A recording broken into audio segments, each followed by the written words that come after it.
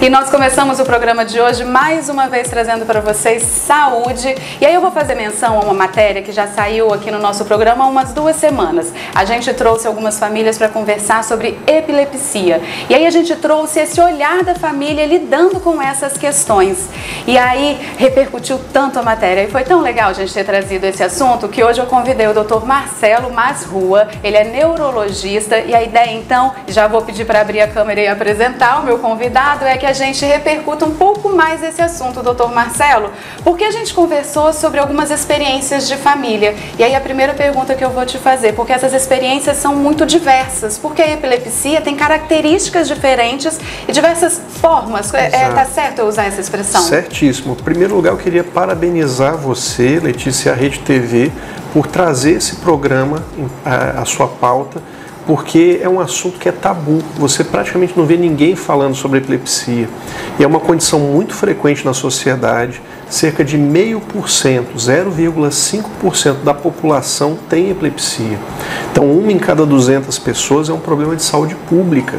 Mas você vê que não se fala sobre isso, é um assunto escondido. Então, realmente vocês estão de parabéns por ter abordado e você está certo. Existem formas diferentes de epilepsia. Então, os pacientes têm crises de tipos diferentes. Às vezes é fácil fazer o diagnóstico, outras vezes é bem difícil. Olha só que interessante esse número. E aí eu não diria alarmante, a questão que o senhor coloca é uma situação, né, de saúde pública.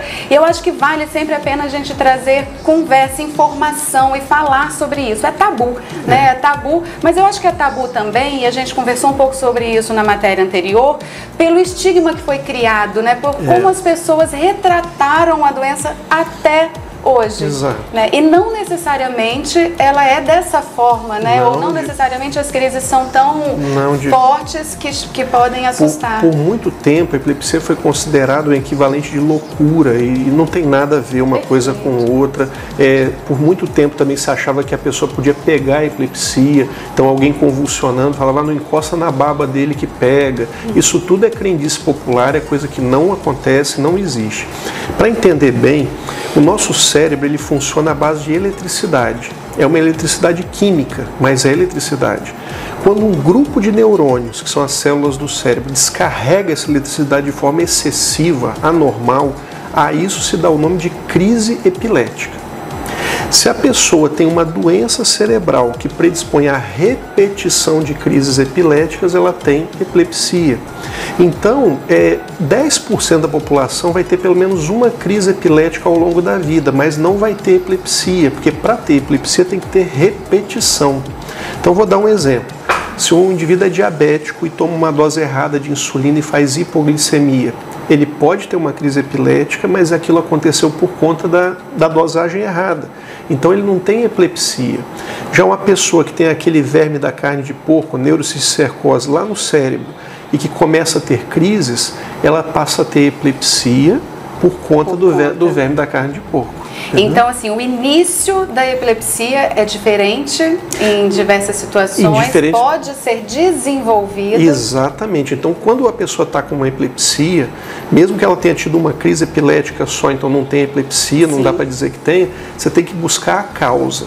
Perfeito. As 2 idades que mais têm epilepsia são as crianças e os idosos, por motivos diferentes. Criança é principalmente lesão cerebral da gestação ou do parto.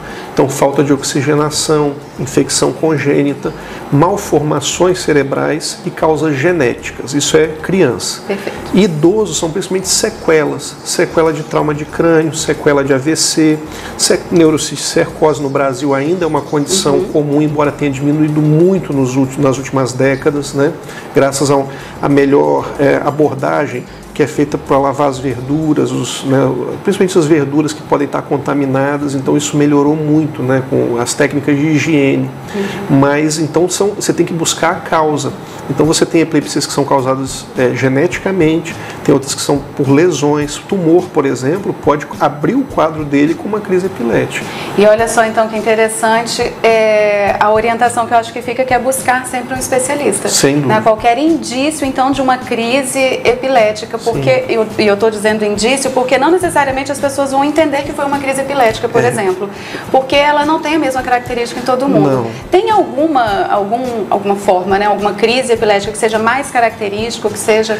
quais são as possibilidades? A mais conhecida pela população é a famosa convulsão, que o termo técnico seria crise generalizada tônico-clônica, que é aquela que a pessoa se estica toda, então tem uma fase tônica e depois ela começa a se debater.